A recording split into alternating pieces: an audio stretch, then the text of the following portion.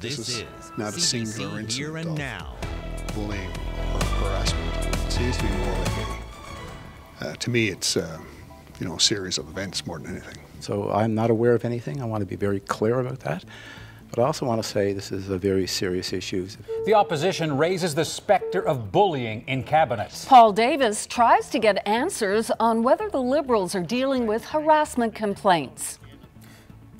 Good evening and welcome to Here and Now. I'm Anthony Germain. And I'm Debbie Cooper. Paul Davis says he's been told about harassing behavior by a member of cabinet. But Davis is being vague about it, and tonight the Premier says it's news to him. Here and Now's Peter Cowan is live at the Confederation Building. So Peter, what's the issue here? Well, let's break down. We're hearing two very different stories. We'll start with what Paul Davis said today. He says he was approached by members of the Liberal caucus with these concerns about bullying and allegations of harassment. He won't say who the allegations are against, and he won't say exactly what the behavior was that prompted these complaints. But it was enough for him to bring it up today in the House of Assembly during question period. He says those Liberals encouraged him to actually raise it publicly because they couldn't for fear of reprisal. And he says this has to do with the way that they would lobby for things for their districts. Here's what he told reporters after the question period today. Someone shouldn't feel in any way compromised, threatened, harassed, bullied in any way, shape, or form to be able to advocate for their constituents or for their districts or to do their jobs. And I'm concerned. The reason I brought it today is this information brought to me that I believe that appears, based on the information I have, that's an issue today. Now, there is a new policy up here at Confederation Building for either politicians or staffers who feel that they're harassed, and you can file a complaint. In fact, Davis, even though he wasn't personally involved, could still file a complaint and it would be investigated. Instead, though, he's speaking out publicly, and he says that he says that the Premier's office should have known about this because, in fact, his staff were involved with trying to settle this dispute unsuccessfully. But the Premier was asked about this today. He says he knows nothing. Two other cabinet ministers were asked. They say they know nothing. And here's how the Premier responded to reporters. If there was anything, an allegation, an harassment that would have been brought to me, it would have been brought to my attention. I am not aware of anything. So how do we reconcile these two very different accounts of what may have happened? Well, the Premier says that if Davis has information, that he should give him a call, provide those sorts of allegations, and they will be looked into. Reporting live from Confederation Building, I'm Peter Cowan for Here and Now. Springdale Town Council remains at a standstill today. Still no decision on whether a rainbow crosswalk will be allowed in the community. Last night, Council heard from some Indian River High School students who are pushing for the LGBTQ show of support. It's peace and love, and I think that's really what our world needs. Beliefs are so deep and they change gradually, but the process has started. I'm very surprised and very glad that we see the changes from just a few years ago. Those Springdale students say they were not surprised the town didn't make an immediate decision. Perhaps more surprising, just how tight-lipped the town is being. Here Now's Garrett Barry reports. Students in class today still waiting to find out if they'll get a rainbow crosswalk near their school. They made their presentation last night, but Town Council broke with no vote and no specific timeline on when it will make a decision. Mayor David Edison refused an interview with the CBC last night. Today, Edison Business Service, Krista speaking. Hi, I wonder if I could speak to Dave Edison, please. I'm sorry, he's busy at the moment. Can I take a message?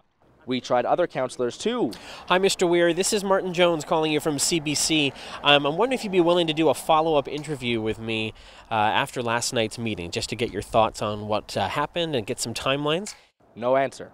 But Deputy Mayor Sean Weir did speak on Facebook, commending the mayor on how he handled the meeting and criticizing attacks, abuse, and unwarranted name-calling. On the street, lots of people avoiding our camera. I just want to know your thoughts on this whole rainbow crosswalk debate. Not involved into it, not getting involved into it. No? We're trying to get people's reactions to the whole rainbow crosswalk debate. Comment. No comment? No. Those who did talk reflect a divided town. My thoughts is if they got money to spend it on our roads. Okay. And where we got so many potholes. So put the money to better use. Put the money to better use. It don't cost very much. It's only peanuts. Small picture, right? Yeah. Just do it. This debate continues inside school walls. I'd say it's half and half, you know. Okay. You know, everybody has their opinions. But, yeah, I say around it's half and half. Many more did speak to CBC News but refused to appear on camera. They expressed their anger with the media and said their mayor has been unfairly criticized. Division over proposal that students in this community say promotes inclusion.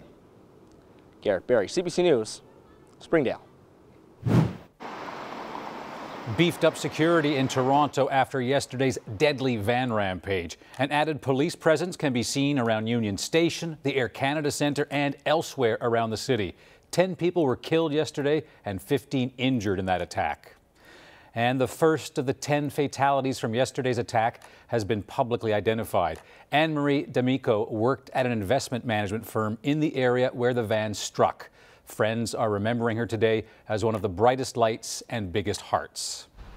The suspect arrested yesterday made his first court appearance this morning. Alec Minassian is charged with 10 counts of first-degree murder and 13 attempted murder charges. CBC News has learned that Minassian served in the Canadian Armed Forces for a brief period of time. Toronto police say they arrested him just 7 minutes after the 911 call came in. Meanwhile, what began as a makeshift memorial near yesterday's crash site has become a place of pilgrimage for those who want to pay their respects. People have come to mourn and to leave notes of thanks to the first responders and the bystanders who administered first aid. Notes written in a vast variety of languages, among them the Premier of Ontario and the Mayor of Toronto. One note that was pointed out to me said, we don't know you, but we love you. And I think that's the essence of what all of these messages are. This place will forever be a scar on the city of Toronto, but one of the things about all scars is that they're part of the healing process. And I think for us to be here today, on behalf of everybody that we represent who can't be here. The events that took place yesterday in Toronto were a senseless attack and a horrific tragedy. The Prime Minister has offered condolences after the attack. Trudeau says he'll visit Toronto at the appropriate time. With summer driving just around the corner, expect to pay more to fill up, possibly a lot more. There are predictions that gas could soon cost close to $2 a litre. Here's why.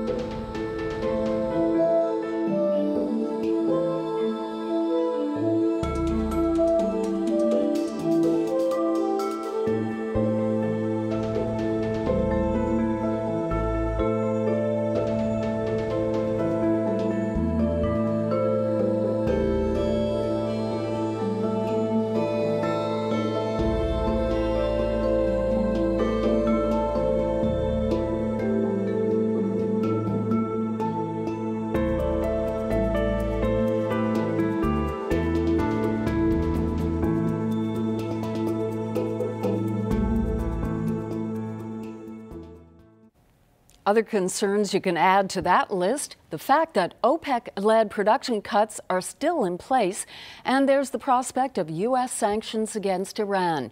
However, on the plus side, the higher the price of gas, the better off the province's books are.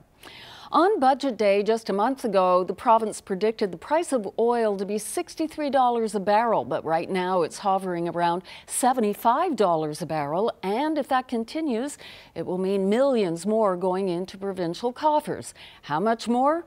One estimate suggests that for every dollar increase in the price of Brent crude, royalties will increase by about $22 million. Good news, since the province's predicted deficit this year is $683 million. But it's not exactly that simple. Here's the Premier. It's not the price per barrel, it's also the currency, and it's also about the production levels. And it really comes down to which field. Because if you look at the existing fields right now, it's actually Ebron that produces the lowest level of royalties for us right now. So when you look at fields like Hibernia, the more they produce, the better it is for us. So, but in general sense, it's over $20, around $23, I think the number is right now, on $1 of a barrel of oil.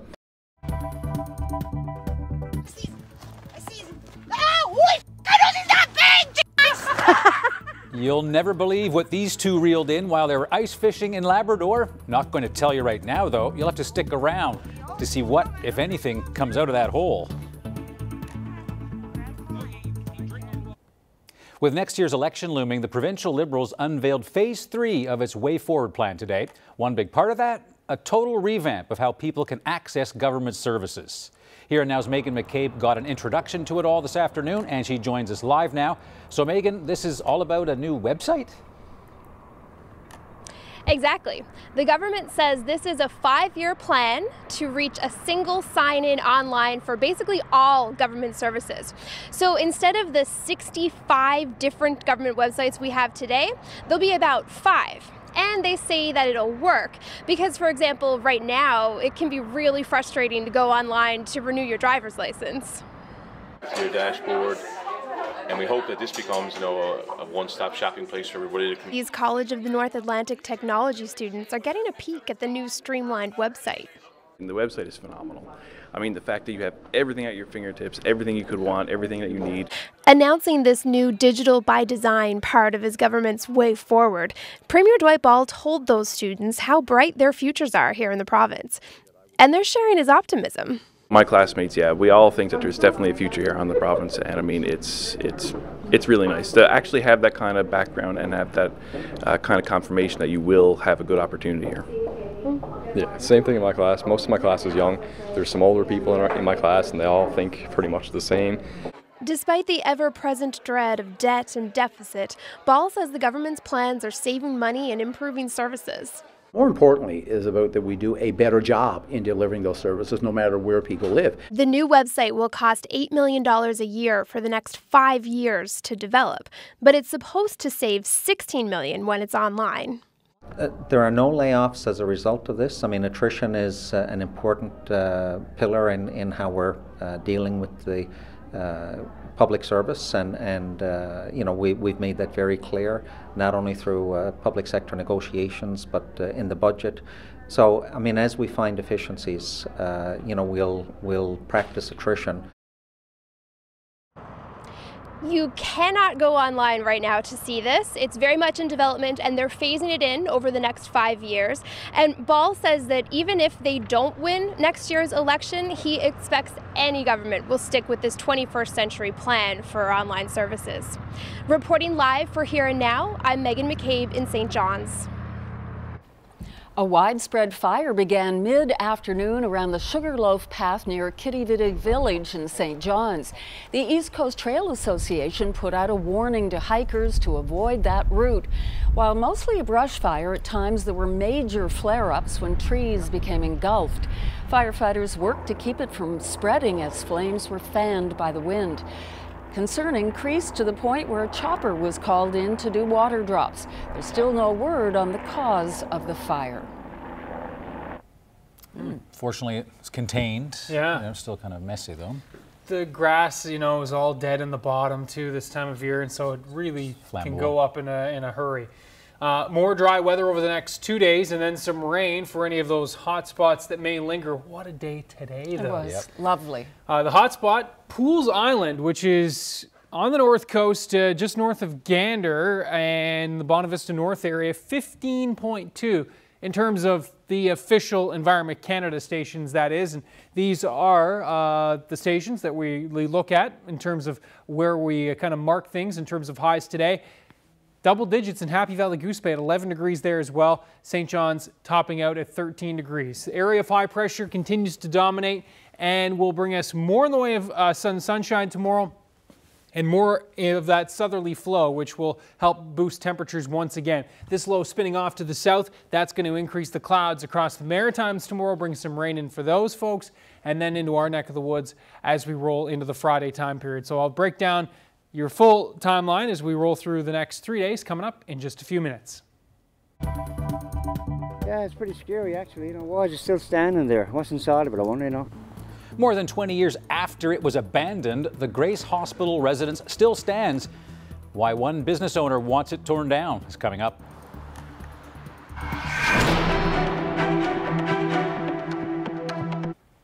Well, it's not everyone's favorite time of year, tax time. Last year, there were complaints that some low-income seniors didn't get a key benefit, even though they qualified for it and filed their taxes on time. CBC News now has details on what happened, how many people were affected, and what's being done to make sure the same delays don't happen again.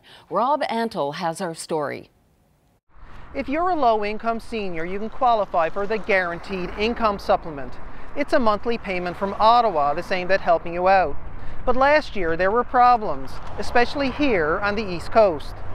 Last summer, this Nova Scotia woman explained what happened to her. Susan Miller said she sent in her taxes on time, qualified for that monthly payment, but didn't receive it. I have a certain amount of money, and I pay my bills, and what's left over is for us to, survive on for the month. And that $600 means I'm going to have a problem. Weeks after going public, Miller got her situation sorted out. But it turns out she wasn't the only one who had a problem. More than 18,000 low-income seniors across the country were in the same boat. They sent in their taxes on time, but the documents weren't processed by the deadline to keep the payments coming. Internal Canada Revenue Agency briefing materials show that Newfoundland and Labrador, Nova Scotia, and New Brunswick were especially hard hit. 6,300 cases in those provinces alone. Nationally, those 18,000 returns weren't all processed until August. CRA tried to figure out what happened. It says pre-printed envelopes with an outdated address meant some tax returns went to the wrong place.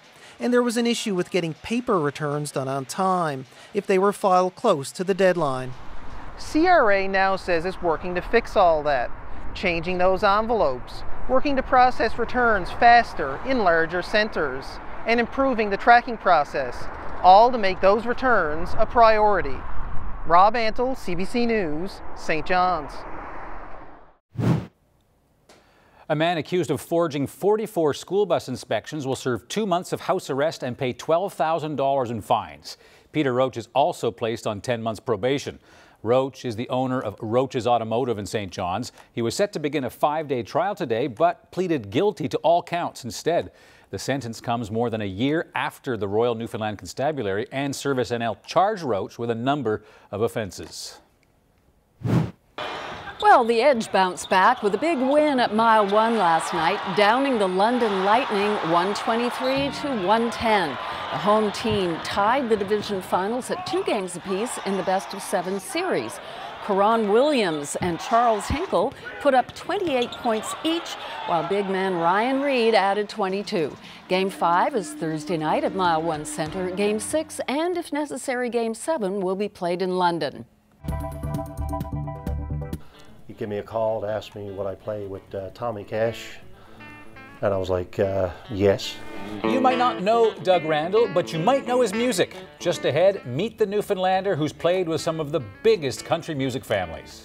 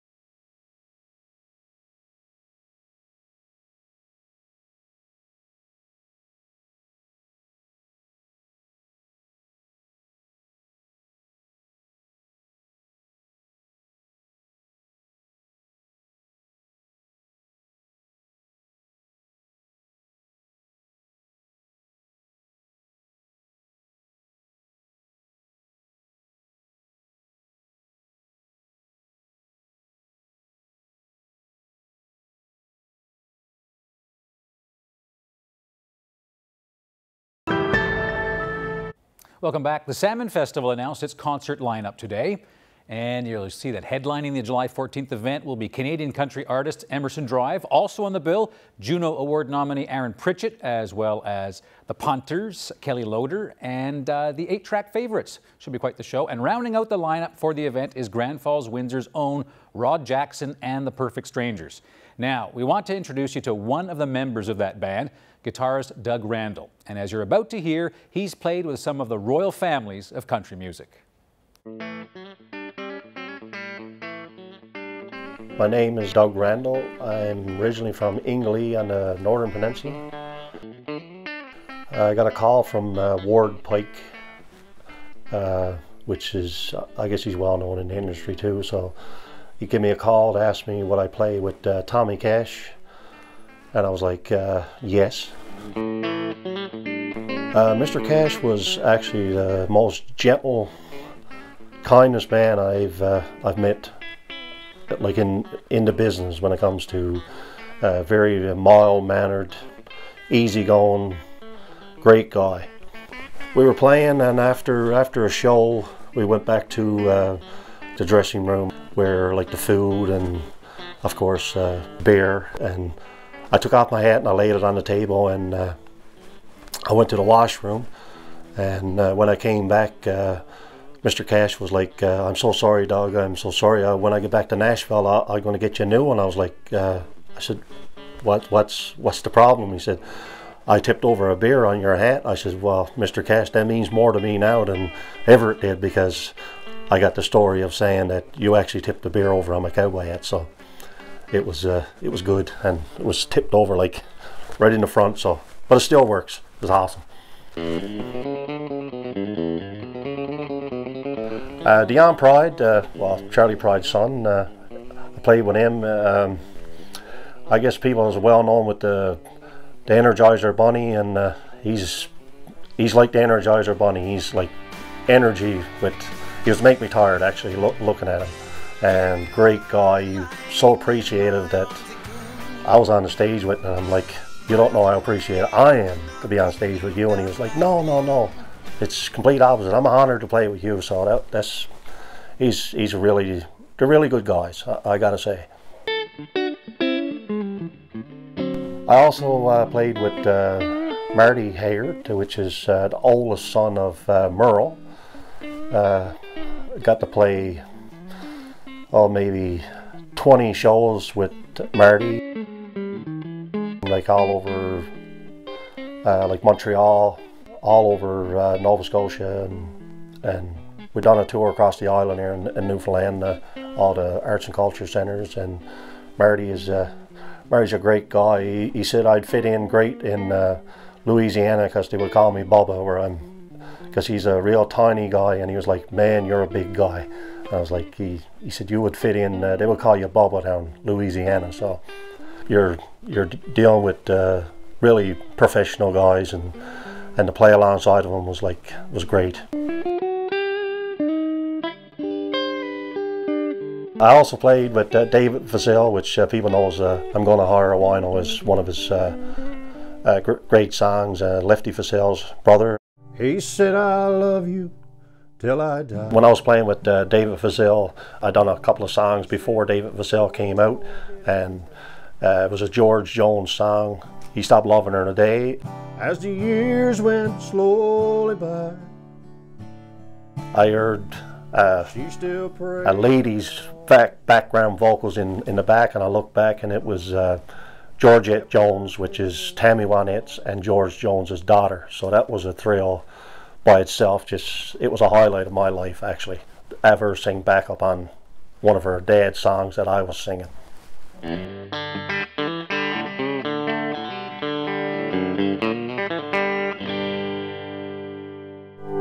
Currently we're working on, I got a band called Rod Jackson and the Perfect Strangers, and we'll be doing a tour across the island coming this June. So hopefully see you all there. Interesting story, and thanks to shooter editor Bruce Tilley for putting that piece together. He went out and met Doug while working on another interview, and Bruce thought this would be a good, solid profile piece for us, and glad he did it. He was right, and if you know Bruce Tilley, he absolutely loves country music, so it was a perfect fit for him. Rod Jackson and the Perfect Strangers are touring the province this June. They start in Corner Brook June 15th and end in Carbonear on the 23rd.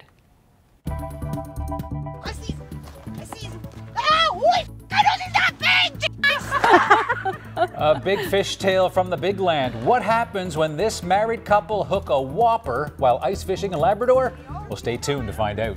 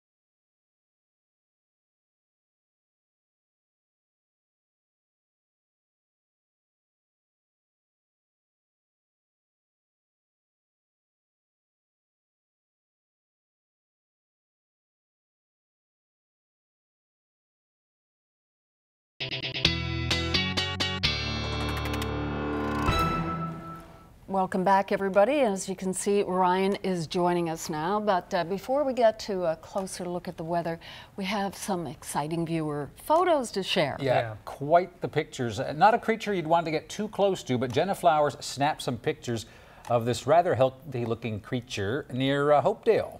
Wow. Oh Likely the most photogenic bear in all of Labrador. Look at that. Just gorgeous. Getting the back scratched. Jenna and her friend were peering through the scope of a rifle when they came across this guy. Just look at that. She said she wasn't sure what it was until the bear got up on its hind legs, and I guess that would have ended any uncertainty. Wow. Magnificent, isn't he? Or she? He was only about 75 meters away, and after his frolic, he retreated once he saw them. Good idea. Yeah. Aw. Gorgeous animals, right? Just don't want to get too close. Yeah. They move fast, too, right? When they stand on their back legs, you know, you really get the scale of how big they are. Yeah. Have you ever seen, you know, the pelt, the Look at the fur, paws. the paws? Yeah. It's just what I was going to say. They are massive. Mm. He got away. That's right, yes. So, weather-wise, what a day today, not only here, but across the Maritimes. In fact, a noteworthy day across Atlantic Canada where we have our first 20-degree temperatures of the season in places like Greenwood, Nova Scotia, and Fredericton. Typically, those spots around the Bay of Fundy are the first to hit in southern New Brunswick, and, of course, Greenwood, a good spot for a first 20-degree temperature across the Maritimes. Even Halifax at 17, Sydney across the Cabot Strait at 19 degrees for a high today, and highs near 13 to 14 from St. John's right across to Corner Brook. Have a look at your live shot right now. It's still 13 degrees at this hour in St. John's. Sun shining there over Windsor Lake, and boy, it doesn't take long to really start feeling like spring. Winds are in from the south right now, around 30 kilometers per hour, so there's a little bit of a breeze out there, but the gusts aren't too bad. Right now in that 40 to as strong as 45 to even 50 kilometer per hour range, but that is about it. This low tracking up through Labrador has certainly been bringing a lot of cloud cover. Hasn't been too much in the way of shower or flurries with that, just mainly a cloud cover dominant system that's been rolling through there. This system off to the south will be a little bit different though. High pressure will dominate for another 24 hours, and then this one rolls in as we move through the day tomorrow in the form of clouds, certainly increasing, but no precip until the later stages of Thursday. And here's how things are going to play out. Very quiet through tonight. Temperatures around the freezing mark for most of us. Low-lying areas near the west coast may dip to as cool as -3, -1 in Labrador City. Now, as we take a look into your Wednesday forecast. Again, winds aren't going to be a big story here, but they will be in terms of the direction. Southwesterly, all the important details with that come from, of course, along the south coast, where in those onshore winds, temperatures are going to be capped in that 8, 9, 10, 12 degree range. Have a look at those temperatures once again, though, from St. John's through Clarenville to Gander to Grand Falls, Windsor, 16 to 18 degrees, maybe even some 20-degree pockets there in some backyards. Now in Labrador, we will be watching again a little wave shooting through there in the form of some showers, Straits, Mary's Harbor, Cartwright.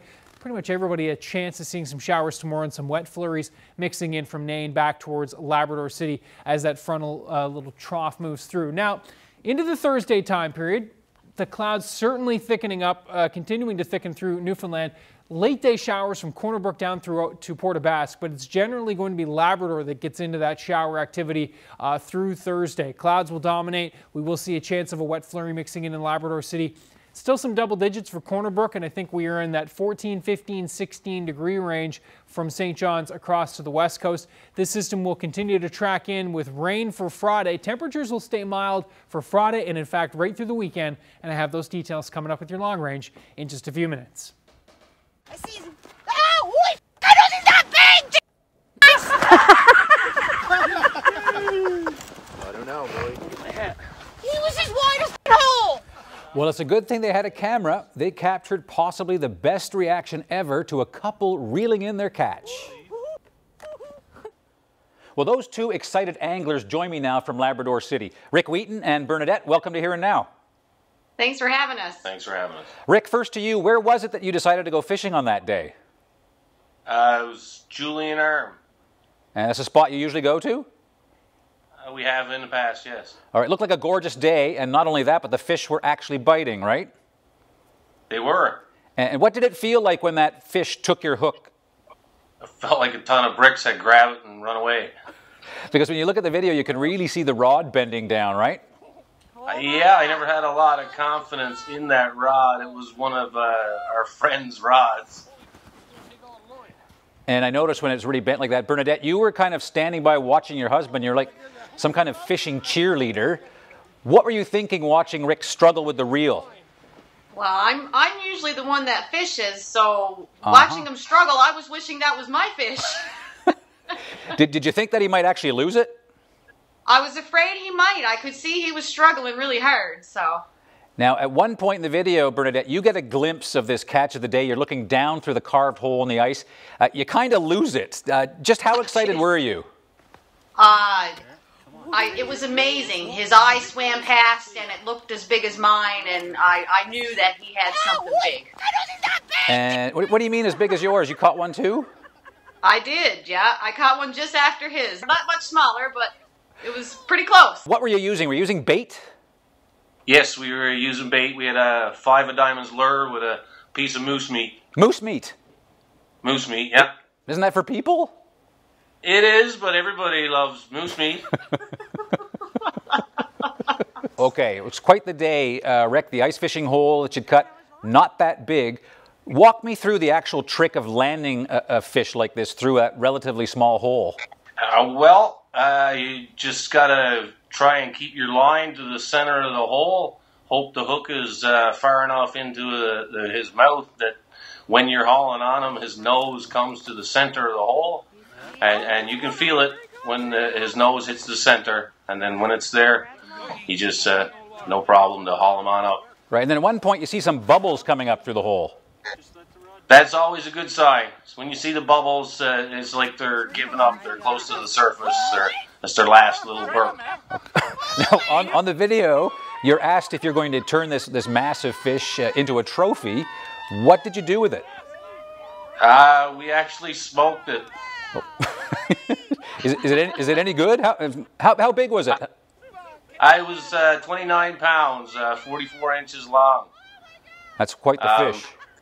It was quite the fish. I haven't had an opportunity to try it as of yet because it's still in the smokehouse. But I'm sure it'll be great. And then, as Bernadette, you mentioned, you actually caught a big fish too. So between the two of you, you guys caught more than 50 pounds of lake trout that day.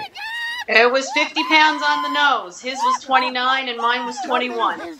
Now, one question for you both. The language on the video is salty enough to actually do both fish. Neither one of us, I think, realized there was video going. Yeah, well, we really appreciate the video and your time, but we might, because Here and Now is a family show, we might have to bleep a couple of things if that's okay. Oh, I understand. Normal, I don't use that kind of language around children. Well, listen, congratulations on what was a great day of fishing in the big land, and really appreciate your time. Congratulations and thanks again. Thank you guys very much. Thank you very much. I feel like I was there. It was so exciting. Yeah. What kind of fish was it? So in Labrador, they just call them lakers. So it's a lake trout or a gray trout, and they can grow to be quite big. Not every angler's favorite kind of fish to eat, although it's all a question of taste, but they're big, as you can tell. We'll have to follow up on how the smoking Good idea. made it taste. Well, this building is an eyesore. And conversation comes up quite commonly in my chiropractic office about what is that building and what is it doing? Still standing 20 years after it was abandoned. What's the plan for the old Grace Hospital nurses' residence and why one business owner wants it torn down? And I think it's a really good option. I mean, there's a lot of people that work at Muskrat who have a hard time getting to the gym hours on base. A new place to get sweaty in Happy Valley Goose Bay. Why a new 24-hour gym is so popular. That's ahead.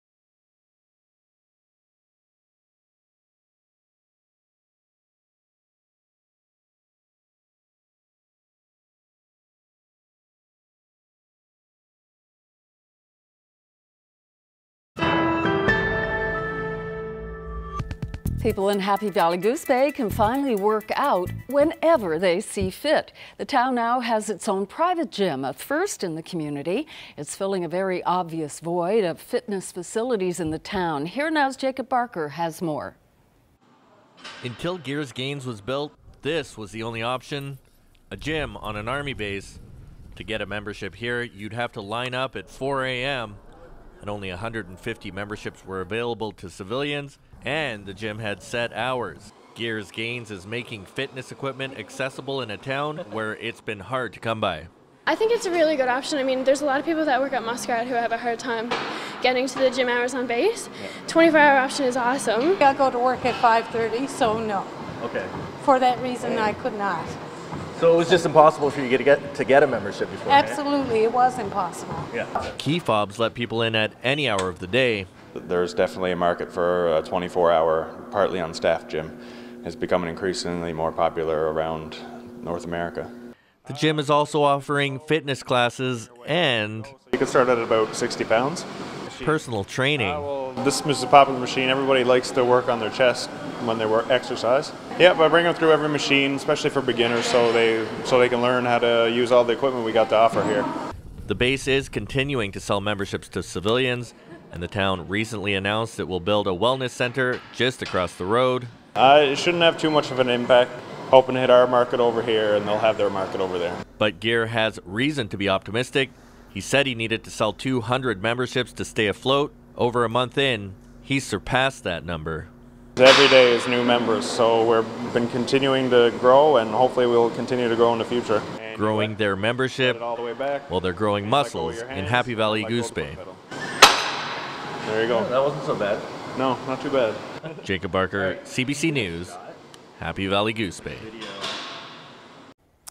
A St. John's business owner is drawing attention to one of the city's most notorious eyesores. The Grace Hospital nurses' residence is beyond dilapidated, and nearly 20 years after it was abandoned, the province is no closer to a plan for disposing of the building. Here and now, Zach Gowdy has more. It's one of the ugliest, most run-down buildings in all of St. John's, and the neighbors are tired of it. People commonly describe this as a behemoth, a monster of a building, dilapidated, disastrous, danger in the community. Chiropractor Randy Follett works right next door to the old Grace Hospital nurses' residence. He says it's a huge pain in the neck. We've actually had to call the police. There's been smoke coming out of windows, and if a fire jumps across there, am I responsible? Who's responsible for that? And you know, there's been a lot of activity in that building, and after hours activity, and you can see debris down around there that shows there's probably illicit activity going on down there. And I think this community in this area deserves better than what we have here. I trained here, graduated in '69. And the Grace was once the heart of the community, the province's first maternity hospital, where untold thousands of babies were born and generations of nurses were educated. Now, even people who were born here and still live nearby want to see it gone. Yeah, it's pretty scary actually. You know, why is it still standing there? What's inside of it? I wonder. You know, got to be a reason. No one seems to be saying anything, do they? Really? Even people who live in the neighborhood really don't know what's going on. No one knows what's going to go. Seems like there's nothing coming out, is it? Signs all over the building warn of hazardous materials inside, which drives up the cost of fixing or tearing down the building. Follett says the problem is only getting worse, but he can't get an answer on what's being done about it. Mostly I send out emails after patients complain to me about this building in the backyard here, and it prompts me to send an email to the MHA multiple times, and replies has come back once, and it's just a shrug of the shoulders. What do we do about it? We asked the province the same questions and got basically the same answers. The Department of Transportation and Works says that it does regular safety checks at this building, that it has sealed the entrances, and in fact the first 2 floors of windows are boarded up. Occasionally it even cleans off the more profane graffiti. But the bottom line, the department has not identified a potential use for this site at this time. Zach Gowdy, CBC News, St. John's.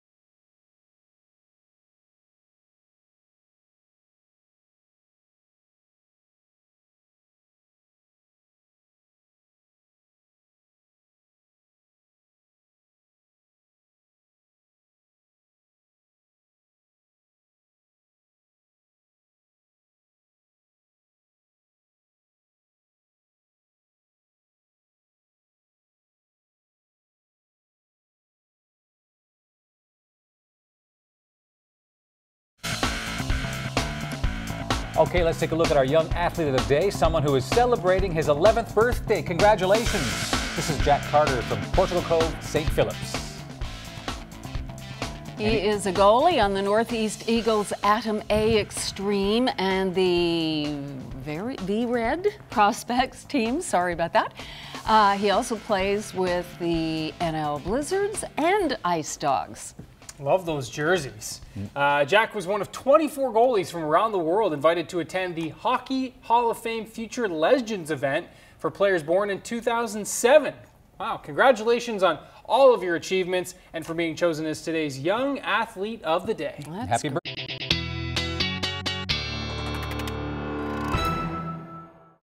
And a happy birthday, of course, to him. Yeah. Nice. Boy, he's very accomplished for 11. For sure. Okay, so temperature-wise, really warming up nicely over the next few days. Of course, all these nice stretches must come to an end, but if there's one nice part about this, it's that, we are going to be seeing temperatures continue to be warm, although the rain's coming in. And the rain and the fluctuating temperatures. You know what we're getting at? Pothole season. But in Whitburn, one man says it's pothole season all year round. Take a look like Mars. Old Brigus Road runs parallel with the Trans-Canada Highway, and it's used by many in the community. And it leads to the grocery store, as well as a brand new RCMP detachment. But drivers have to get through these monster potholes first. Edward Smith says he's sick of it. Haven't been impressed with the state of this road in at least 4 years. The road is ridiculous. Every now and again I drop down to the Department of High Roads there and I tell them, I said, the roads are ridiculous. I says, one year I went down and applied for a fishing license.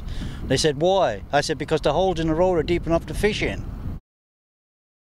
At least he's still got a sense of humor. Yeah, true. Kind of a fishing theme to the show tonight. Late today, the Transportation and Works Department told us that repairs will begin on plenty of roads now that the snow is gone. And it also says that Old Brigus Road could be considered on next year's list of projects. So don't give away that fishing license just yet. All right. That was a great line. Okay, temperature-wise then, so the good news is, in terms of potholes, yeah, rain isn't going to help, but it's the dipping of below zero, above zero that typically gets those potholes heaving and the frost heaving. We will see not really anything in the way of cool temperatures across the island over the next couple days. It's all in the up and up in terms of those nice warm temps, double digits right through much of the 7-day forecast for the province, particularly for the island. And you can see where the warm temperatures are flooding up the eastern seaboard ahead of this system, which will be a rainmaker for us and is going to be bringing in some pretty steady rains as we roll into the Friday, Saturday time period. Here's how things are going to play out. Our first low, just bringing a couple of showers and flurries to Labrador. A lingering frontal boundary here will continue to bring some showers into the southern parts of Labrador tomorrow in particular. Newfoundland, it's a cloudy day for Thursday after a beauty tomorrow.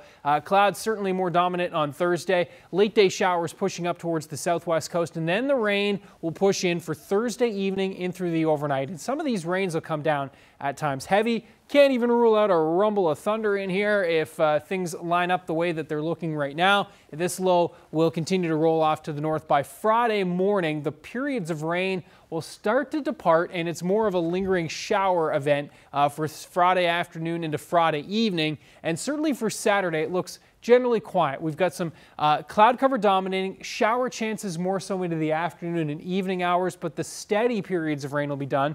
But certainly, yes, showers on the menu. Now for Labrador, we're going to be seeing some snow in the north, and then that colder air will start to wrap in on the other side of this system, and we're going to be seeing some rain-snow mix for even places like Happy Valley, Goose Bay, and then eventually Labrador City. For Newfoundland on Sunday, it's a better chance of some of those periods of rain coming down a little on the steady side. So while there's rain chances for both days this weekend, Sunday still looks like the wetter of the 2 days for Newfoundland. Look at those temperatures though, very, very nice. We should be around 7, 8, 9 degrees this time of year, and we're double that for a good portion of the 7-day across the St. John's eastern area and central Newfoundland, looking pretty good. Possibility of 17, 18 degrees again this weekend, so that's pretty good for this time of year in terms of temperatures. But yeah, certainly those rain chances Friday right through into Monday. Now for Labrador, we're talking about chances some flurries mixing in.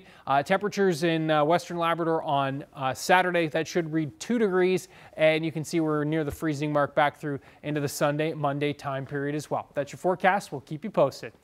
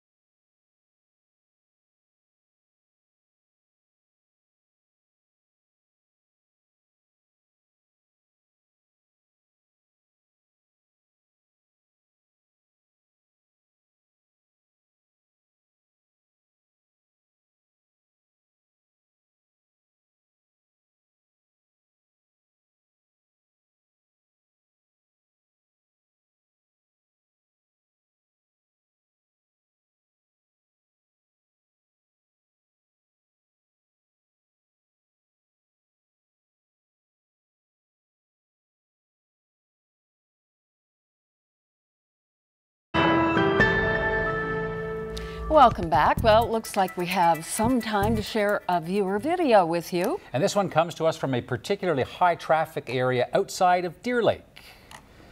Nicole McGraw captured this wonderful footage of this caribou crossing about 20 kilometers outside of town.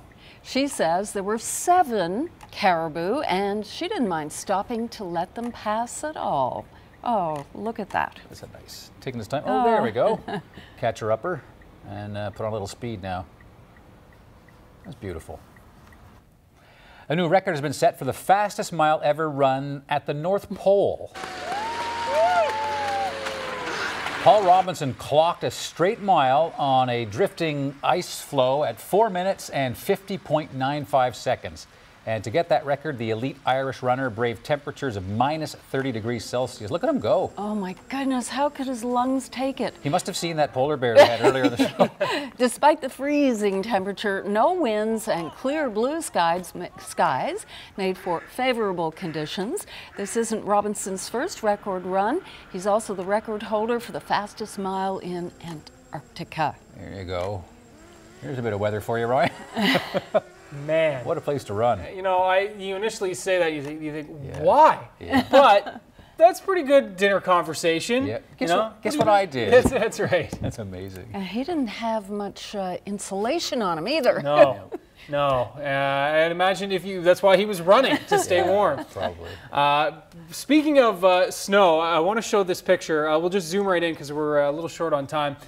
To beautiful Happy Valley Goose Bay. And look at this pic. This is spring in Happy Valley Goose Bay. Nice spring evening. They've got the fire going. Oh, When they're it's sitting a in chairs patio by it. barbecue. Oh, Oh, that's now nice. I see. I see. Barbara Mitchell says it's been a long winter, and so they had to dig out the fire pit, and well, it was there. Let And, her rip. yeah. You can dress for it. It's kind of cozy though. The Yeah, flames for going sure. and all that. Yeah. The right kind of beverage. Enjoy the northern lights maybe. Kind of the igloo effect, you know, from the warmth, heating up the ice. Open roof concept They've we're got quite a hearing skylight. from our director inside, Rod Dobbin from Wabush, knows all about the ice and snow. Thanks, Yes. Roddy. Nice shot. Bit of fun. And thanks to all of you for being with us tonight. A bit of fun, and we'll be back tomorrow. Have a great night. Good night. See ya.